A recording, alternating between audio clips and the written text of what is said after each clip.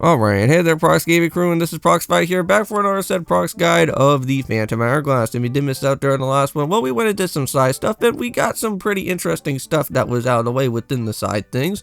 Such as, for example, we went ahead all the way over towards the Spirit Islands, as we did have a total of 10 of the different power gems that we do need. Now, mind you, there is going to be 20 of each of all the different type of power gems that we can go and find, even with Wisdom and the Courage ones. And I know that since we already went and got ourselves with all 10 for right now, there's still going to be more of the said 10 that will still be available for when we go and try to at least hopefully figure out where they're going to be within our time. And as you guys go and look at here within the game, is that we actually do have some sort of a flaming sword with us. Well, that is because that now we do have Leaf in control, and we can actually be able to hit some enemies for a little bit of some better type of size damage. And a little bit later on, if we can go and add in another 10 of those said spirit gems, I think Leaf will actually be a little bit much stronger than what he was originally before. So that's always good to go and see from that. And mind you, since we're all the way back over here now within our time of the ghost fog that is around within the northwestern sea, our boat is now going to be all broken apart here. And I guess for some reason there's some sort of issue with the boat, and Lineback's going to have to go and fix it, but we're going to have to be the one that is going to have to be somewhat of the person to go and drive around within the said boat for the time being while we try to look for this said ghost ship. And Celia is going to be our navigator for the time being, and she's going to be having some sort of little blinking light situation, kind of like how we kind of saw from before when we went and did like Paper Mario 64 or something like that, where you kind of have like the stone that's like somewhat glowing as quickly as it can, and then that's where you go and find like the set type of dungeon. Well, this is what's kind of currently what is going on from over here at Phantom Hourglass, is that if Celia keeps on blinking super fast, then that means we'll know that the ghost ship is actually going to be somewhere around within our time. So it is going to take me a little bit, and since it is like really foggy around this area, you could possibly kind of be stuck here for quite a while just trying to find out where the boat is. But there we go, got ourselves with the boat, and let's go and finally head on inside and see what this whole area is all about. Now, this place kind of almost has a little bit of a feel of like Temple of the Ocean King, because there is going to be some of those mysterious type of platforms that we originally saw before when we went and head on into the Temple of the Ocean King, and that was kind of like our I guess our little safe spot, just so that we won't get ourselves spotted by anything. And we're going to be seeing that here, and there's going to be some new enemies that will be making their appearance. So they're not going to be known as phantoms, but these guys are going to be said known as reaplings. And reaplings are basically enemies that you can actually go and injure if you want to, and that is just by having the said boomerang. And you can go and I believe you have to hit them in the back, though. I don't think you can actually hit them anywhere else, but except for just the back itself. And you can actually make them stun for a little bit, and you can try to at least somewhat escape from whatever they try to go and do. Now, we are going to be encountering out with a new type of rupee known as a rupor. A rupor is actually something where I believe you actually get rupees actually taken away from you, which that's not really all that too great.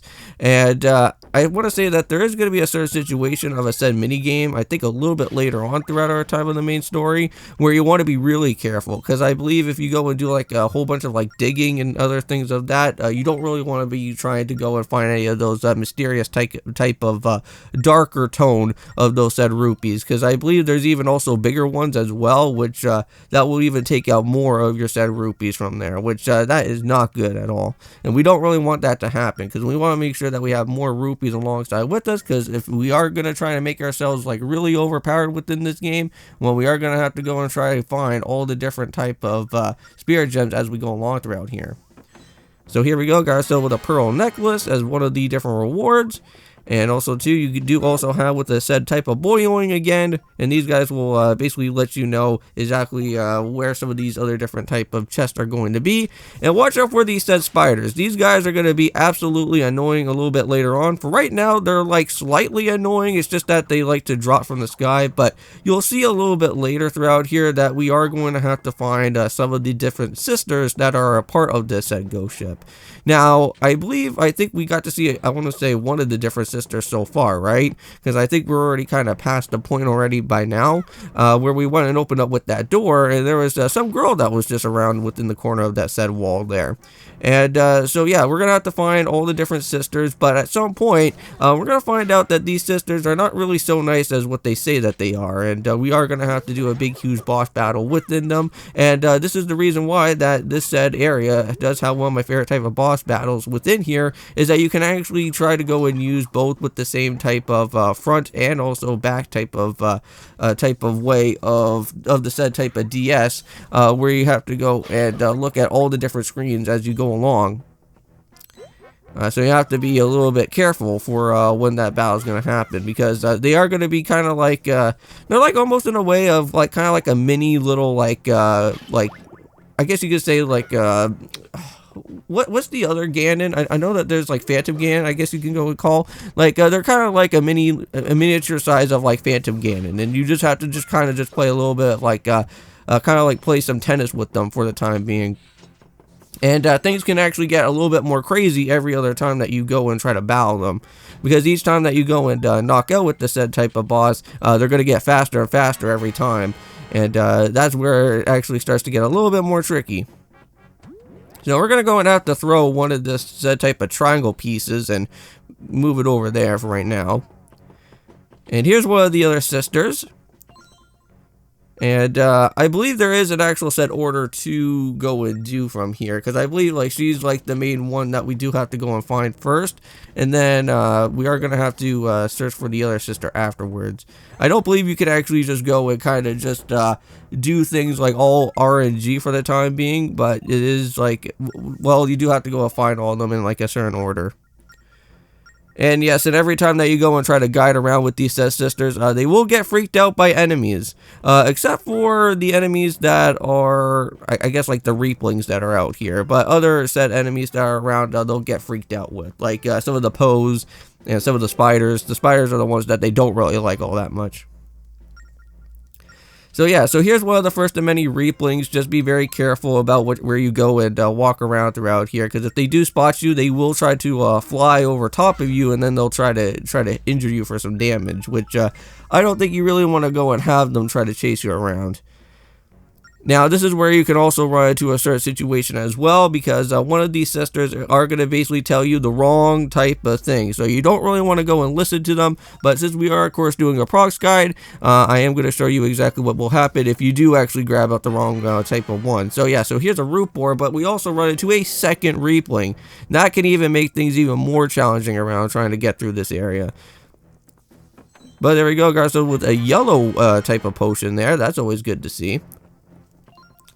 So yeah, there we go. So we actually got ourselves with 3 out of the 4 of the sisters, so we're still missing one more.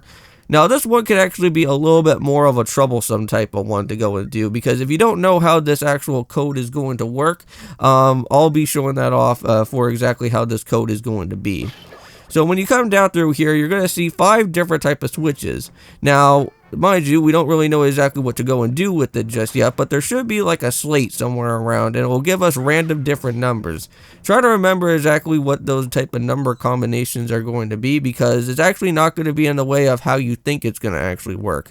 Normally, you would kind of think that, oh, like maybe I have to go and do it in like in an order where like I have to like kind of move them in one type of particular direction. Well, actually, those type of numbers that are going to be on this type of said switch are going to be the numbers that we're actually going to have to go by in order, not by in the way of how the actual levers are actually going to work. So we at least open up with one part there. And there's going to be a set of Reapling there as well. And now we just have to be really careful where that Reapling is going to be, because we need to find that slate. So here we go. So we got ourselves now with 2, 4, 5, 1, and 3.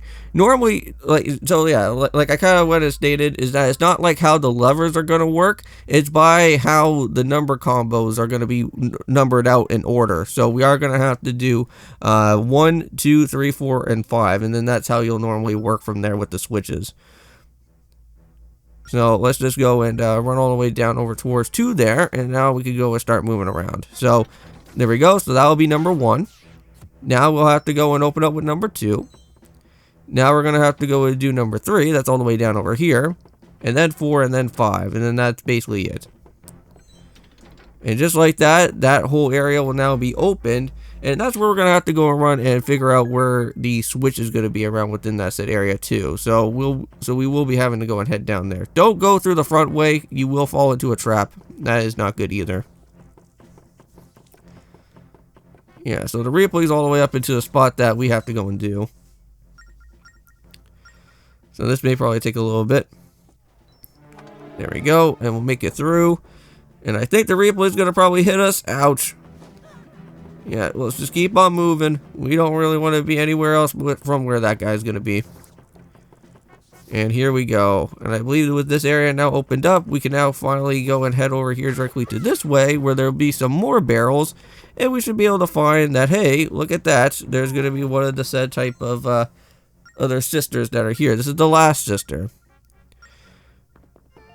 So now she's going to actually tell us about the replays that we can actually be able to go and use the arrows for it. So if you haven't really went and learned about how the replays work, well, now we got her to go and tell us exactly what we can go and do.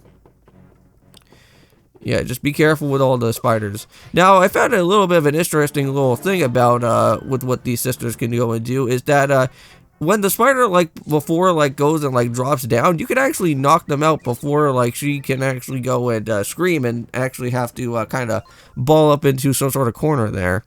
So if you can actually time it out right, then she doesn't have to go and scream like that anymore. So yeah, so now what we're gonna have to go and do is that it's gonna be time to do a battle with all said for these sisters here. So yeah, so if we want to go and save Tetra, then we have to go and do a thing known as Dead Man's Volley. So let's go and do this. And just be careful of the laser beams that they're going to be shooting out around. The only one thing that we want to go and make sure to go and do is hit those type of circles that are going to be shooting across from our bottom screen. Alright, so we have to be a little bit careful. There we go. So we at least got one done. But I won't show you guys the full entire said type of battle that will be here. So I'll show you some of the different sisters that we can go through. Yeah, unfortunately we want to make sure that we line up this hit properly. And sometimes trying to hit it properly is not always going to be the best idea either. So there we go. So now we went and knocked out with one. And after a little bit of time, we're down to at least 2 so far. So yeah, as you guys can go and see now, they're going to kind of play around with the said type of spirit ball here. But we want to make sure that we go and keep on knocking it back and forth between them. And at some point, we will at least get ourselves within our knockout here. So that's not going to happen. But we'll do it one more time here. There we go. Knocked out with the green one. And now all that we have left is just with the yellow one itself, and that's basically it. Now this battle could be a little bit hard too, because you will have to try to find out a way where the actual said main spirit ball is going to be. But there we go, so we got that one there. Just going to keep on hitting around until it happens. So nice, so that is one hit. I'm pretty certain I think this type of combination of one of the sisters will actually have to take at least 3 different hits here. Everyone is already sitting at 2, I believe, but this one's sitting at 3 for how much health that it has here. And there we go, and just like that, all the sisters have been destroyed. And that does mean that we'll get ourselves with the special type of skeleton key that will be here, and then also picking up with the next heart container too. So there we go. Or the ghost key, I should say. And there we go, and there's the chest right there too, and then that will give us another added on into our way of the different hearts so far. Oh yeah, there we go. Always good to see that. So we have 1, 2, 3, 4, 5, 6. So we actually have around 7 different hearts there. But there's still plenty more for us to go and still pick up with, but we have to do a lot of other side things as well. And here we go, opening up the door right down here, and this is where we should be able to go and find out where Tetra is going to be. And we're also going to have to go and learn about what the said main villain of this game is going to be as well too, because Oshus is going to be here. Now, I won't go and show you guys the complete full entire thing of Oshus and his backstory, because that'll take so long as it needs to be, and I don't think we need to really be there for that. But yeah, so it looks like Tetra is completely, well, all turned into stone out here. What the heck? Hey, Lineback, stop trying to, like, knock around on Tetra's head there. But yeah, maybe one of these times we'll probably figure out what exactly we need to go and try to cure Tetra back to normal.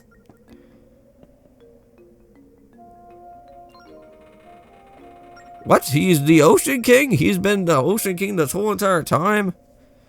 Whoa, interesting stuff right there. But this is the main villain right here. This is Bellum. And he is a pretty weird looking type of enemy right there. But anyways, we're just going to have to go and end up with this episode for today. So thank you guys so much for going and checking out here with Phantom Hourglass. In the next one, we will be trying to pick up with some other things. Maybe do some side stuff as well within the game. And with that being said in mind, we'll be seeing you guys then. And of course, peace.